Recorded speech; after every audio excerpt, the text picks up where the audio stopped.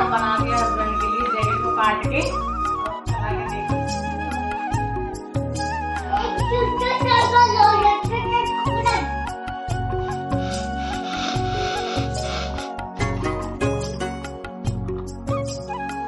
नमस्कार दोस्तों, आप सभी का मेरे चैनल पर एक बार स्वागत है। आई होप आप सभी ठीक होंगे, खुश होंगे। तो सुबह मॉर्निंग का टाइम है और उस दिन की शुरुआत होती है मेरी ग्रीन टी से। सबसे पहले मैं एक नॉर्मल ग्लास गर्म पानी पीती हूँ और उसके 15 से 20 मिनट बाद मैं अपनी ग्रीन टी लेती हूँ। और आज देखिए फैमिली में इस तरह की कुछ मिसहैपनिंग हो गई है कि वो ये है ना कि कुछ भी मतलब इस तरह की चीज़ों का ना पता नहीं होता कि कब क्या चीज़ हो जाए। तो हमेशा अपने आप को मेंटली प्रिपेयर रखना चाहिए।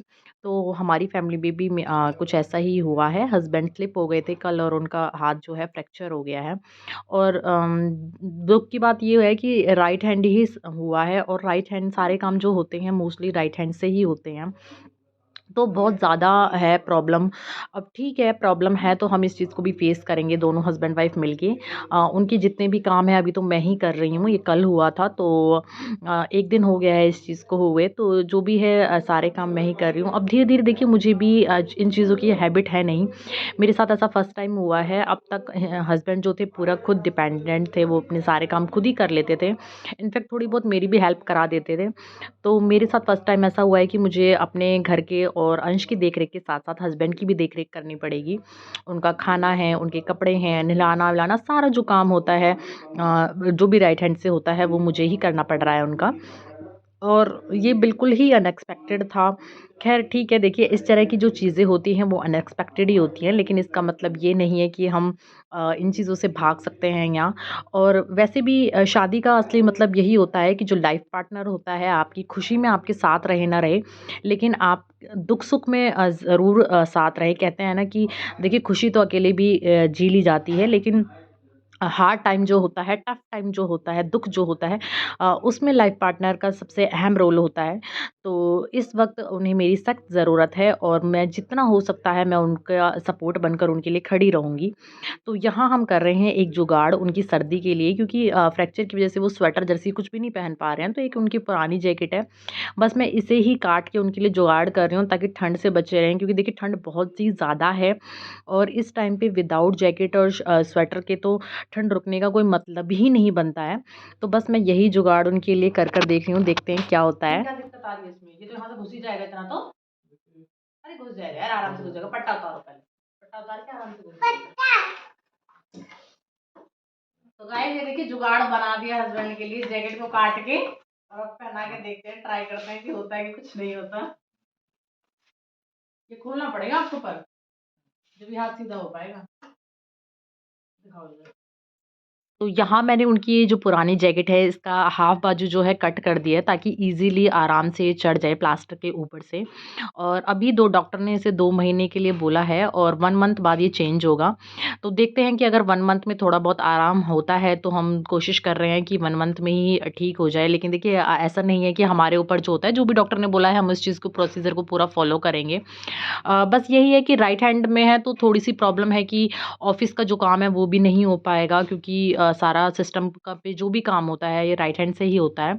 लेफ्ट हैंड ये बिल्कुल भी यूज़ नहीं करते हैं और मोस्टली हर कोई यूज़ नहीं भी करता है लेफ्ट हैंड। तो ठीक है, धीरे-धीरे कोशिश करेंगे जितना इनसे हो पाएगा उतना करेंगे, बाकी की देखते हैं कि क्या सॉल्यूशन निकलता है इस चीज़ का। और मेरे लिए थोड़ी-सी प्रॉब्लम बढ़ गई हैं क्योंकि मुझे घर के काम भी हैं, अंश भी है और इनकी भी पूरी जो केयर करनी है। पर ठीक है, मैं इस चीज़ के लिए ऐसा नहीं है कि बहुत ज़्यादा वो हूँ कि हाय कैसे होगा, कैसे होगा? देखिए जब प्रॉब्लम आती है तो उनके सॉल्यूशन सबसे पहले आ जाते हैं, उनसे प्रॉब्लम से भी पहले। तो इस चीज़ का भी हम कोई ना कोई सॉल्यूशन ढूँढ लेंगे, निकाल लेंगे। थोड़ा बहुत वो अपना लेफ्ट हैंड यूज़ करेंगे, थोड़ा बहुत मैं अपने काम को मैनेज करूँगी। तो यहाँ मैंने हस्बैंड को थोड़ा-सा उनका करके थोड़ा ठंड से उन्हें बचा के और मैं लग गई थी अपनी क्लीनिंग में और झाड़ू वगैरह में। मैंने नहा के पूजा मैंने कर ली थी और नाश्ता भी बनाकर रख दिया था। अंश उठता है उससे पहले मैं अपना नाश्ता वगैरह बना लेती हूँ, नहा धो लेती हूँ, पूजा पाठ कर लेती हूँ। कपड़े मैं सारा काम ख़त्म करने के बाद ही अपने चेंज करती हूँ, क्योंकि कुछ कपड़े हैं जो गीले हो जाते हैं पोंछा वगैरह में, तो मैं नीचे अपना लोवर ही डाले रखती हूँ और जब मेरा सारा काम हो जाता है तो मैं अपने कपड़े जो है चेंज कर लेती हूँ। सुबह-सुबह नहा के मैं बस ऐसे ही लोवर वगैरह ही डाल के रखती हूँ जब तक काम करती हूँ, क्योंकि कुछ तो गंदे भी होते हैं और सर्दियों में गीले भी हो जाते हैं। और यहाँ देखिए अंश ने अपने सारे टॉयज़ फैलाए हुए थे और मैंने सारे टॉयज़ उसी से उठवाए हैं। और अब मैं इस चीज़ को प्रॉपर फ़ॉलो कर रही हूँ, वो जितना खेलता है उसे खेलने देती हूँ, लेकिन उसके बाद जो भी वो गिराता है उसी से समेट के रखवाती हूँ। इसी तरीके से देखिए छोटी-छोटी चीज़ें हम करेंगे तभी बच्चे के अंदर ना इस तरह की हैबिटें डेवलप होंगी और अगर मैं खुद ही उठाती रखती रहूँगी तो वो इन चीज़ों को कभी फ़ॉलो नहीं कर पाएगा। तो इसलिए मैं धीरे-धीरे करती रहती हूँ इन चीज़ों को उसके साथ ट्राई। और यहाँ देखिए मैं अपनी मॉर्निंग के लिए ब्रेकफ़ास्ट के लिए दाल भिगो के रख के गई थी और काम का इतना प्रेशर हो रहा है ना, तामझाम सा हो रहा है, मतलब मैं किसी एक चीज़ पे फ़ोकस नहीं कर पा रही हूँ ढंग से और मेरी पूरी की पूरी दाल जो है जल चुकी थी। मैं उसको गैस पे रख के अपना भूल ही गई थी, क्योंकि और कामों में बिज़ी हो गई थी, कभी ये, कभी वो, कभी वो। उस चक्कर में मेरी सारी जो है दाल खराब हो गई थी, इसलिए आज मैंने ब्रेकफ़ास्ट में जो नॉर्मल दाल बनाई थी, फिर वही मुझे खानी पड़ी। और किचन मैं झाड़ू लगाने से पहले अपनी किचन जो है क्लीन कर लेती हूँ, तो मैंने किचन क्लीन कर ली है और उसके बाद अपनी झाड़ू किचन में भी लगा दी है और अब मैं लगा रही हूँ बाहर की साइड। और देखिए इतनी ठंड हुई पड़ी है ना कि ये 9 बजे के आस-पास का टाइम है, 9 साढ़े 9 बजे मैं झाड़ू लगाती हूँ, अपना काम जो है स्टार्ट करती हूँ साफ-सफाई झाड़ू-पोंछे का। उस टाइम पे भी इतना अंधेरा होता है कि लाइट जलाकर रखनी पड़ती है, क्योंकि एकदम से अंधेरा हुआ रहता है, 10-11 बजे के बाद ही थोड़ा-सा उजाला ऐसे लगता है कि हाँ है।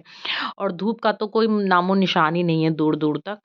और देखिए मेरी फैमिली में शादी भी है, क्योंकि मेरी भूआ जी जो हैं उनके लड़के की शादी है और अब मुझे समझ में नहीं आ रहा है कि मैं सारी चीज़ों को कैसे मैनेज करूँगी, कैसे करूँगी? और हस्बैंड के साथ थोड़ी-सी प्रॉब्लम हो गई है तो इसलिए अब थोड़ी-सी टेंशन हो रही है, पर ठीक है मैं इन चीज़ों को मैनेज कर लूँगी। और अब मैं लगा रही हूँ बाहर के साइड के एरिये में झाड़ू अपनी और उसके बाद देखिए मैं बर्तन साफ़ करूँगी। इसी तरीके से मैं सारा अपना काम कर लेती हूँ, अंश को देख-रेख के साथ ही उसे कुछ टाइम टीवी में लगा लेती हूँ, कुछ वो उसको खेल-खिलौनों में बिज़ी कर देती हूँ। और इसी तरह से जो मेरे काम की स्पीड होती है ना सुबह-सुबह मॉर्निंग में, वो तो ये आप ये लगा लीजिए कि 100 की स्पीड से भी पार हो जाती है कभी-कभी, तो इतनी स्पीडली काम करना पड़ता है, सारी चीज़ों को देख-रेख करनी पड़ती है। और मैं अपने आप को बहुत ही ज़्यादा मेंटली स्ट्रॉन्ग रखती हूँ इन चीज़ों के लिए कि कभी भी कोई प्रॉब्लम आ सकती है और उस प्रॉब्लम को हमें फेस करना चाहिए।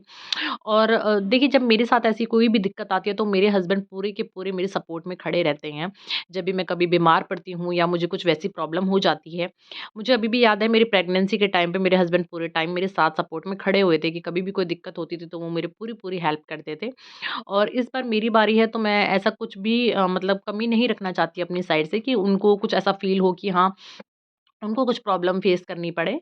तो उस चीज़ में मैं पूरे उनके सपोर्ट में खड़ी हुई हूँ। तो झाड़ू लगाने के बाद मैं लगा रही थी अपना पोंछा और उसके बाद सारा काम ख़त्म करने के बाद आज है थोड़ा-सा कि मार्केट वग़ैरह जाऊँगी। पर देखती हूँ अगर हस्बैंड से हो पाया ड्राइविंग वग़ैरह तो ही जा पाऊँगी। अदरवाइज़ फिर देखते हैं कैसे क्या-क्या करना है, सारी चीज़ें मैनेज तो करनी पड़ेंगी। और अब मैं लगा रही हूँ अपना बाहर की साइड का पोंछा।